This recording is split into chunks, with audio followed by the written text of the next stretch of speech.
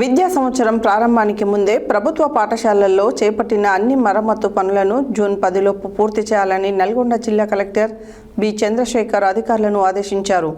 బుధవారం కలెక్టర్ సమావేశ మందిరంలో నిర్వహించిన సమీక్షా సమావేశంలో మండల విద్యాశాఖ అధికారులు, ఎంఈఓలు, ఆర్సీఓలు, సంక్షేమ శాఖ అధికారులు, ఆర్డబ్ల్యూఎస్, రవాణా శాఖ అధికారులు పాల్గొన్నారు. విద్యా సంవత్సరం ప్రారంభానికి ముందే ప్రభుత్వ పాఠశాలల్లో చేపట్టిన అన్ని మరమ్మతుల పనులను జూన్ 10లోపు పూర్తి చేయాలని నల్గొండ జిల్లా కలెక్టర్ బి చంద్రశేఖర్ అధికారులను ఆదేశించారు.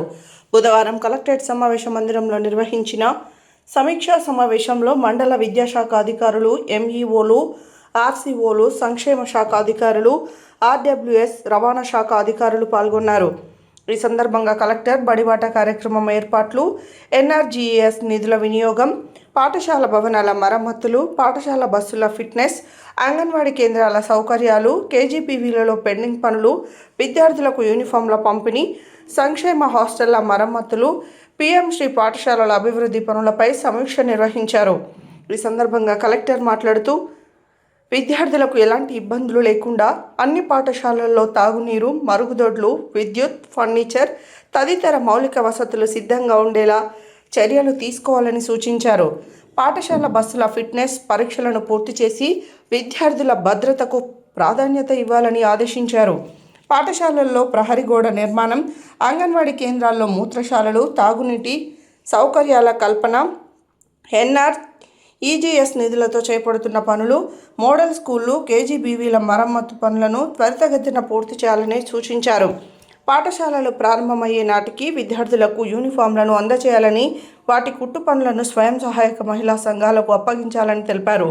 సంక్షేమ హాస్టళ్లలో బియ్యం నిల్వలు, వంటశాలలు, మరుగుదొడ్లు, డైనింగ్ హాల్స్, తరగతి గదుల పరిశుభ్రతపై ప్రత్యేక దృష్టి సారించాలని ఆదేశించారు.